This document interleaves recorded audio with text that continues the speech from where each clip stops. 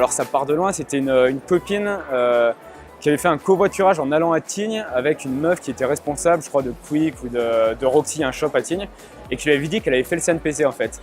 Et moi je m'en suis rappelé coup après, le sport ça m'a toujours intéressé, le snowboard et tout, et je suis rentré en contact avec cette copine qui m'a dit ouais c'est le CNPC, donc j'ai creusé un petit peu et c'est comme ça que j'en ai entendu parler.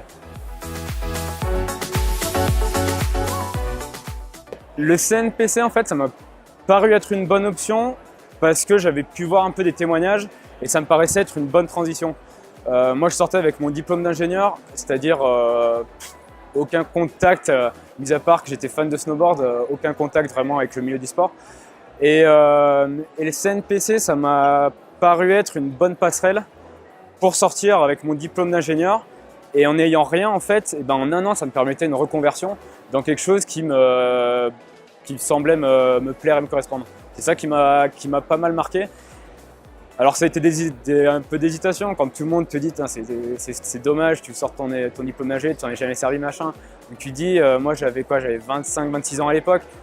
Tu te reposes la question, est-ce que je repars encore sur un format avec une nouvelle année d'études? Donc c'est pas mal de questions et en fait, d'après les témoignages que j'avais pu voir, ça me semblait être pas forcément ce schéma trop scolaire, mais plus des personnes qui se retrouvent là vraiment par passion et pas par hasard. C'est pas une formation que tu choisis forcément à la fin des études parce qu'il faut que tu partes sur des études après ton bac ou je sais pas quoi. Ça me paraissait vraiment être une sorte de bonne reconversion.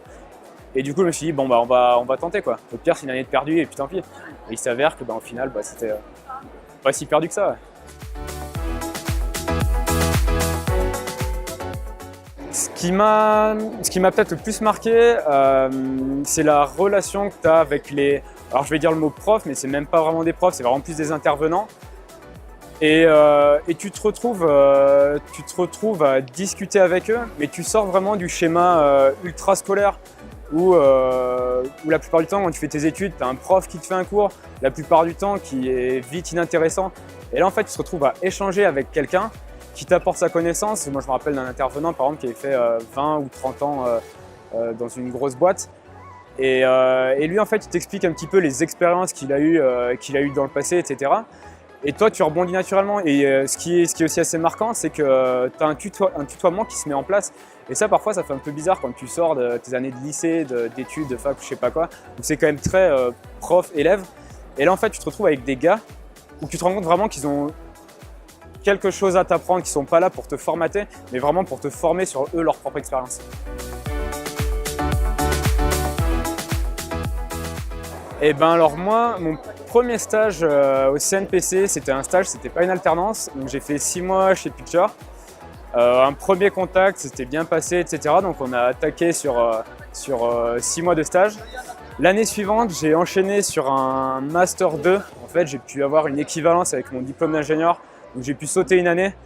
Heureusement, parce que ça ne m'emballait pas de repartir sur 2 nouvelles années d'études. Et donc deuxième année, j'ai fait un contrat pro.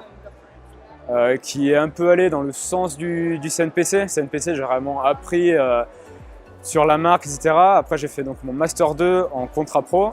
Et puis ensuite, CDI directement. Fini les études, on est bon et puis c'est parti.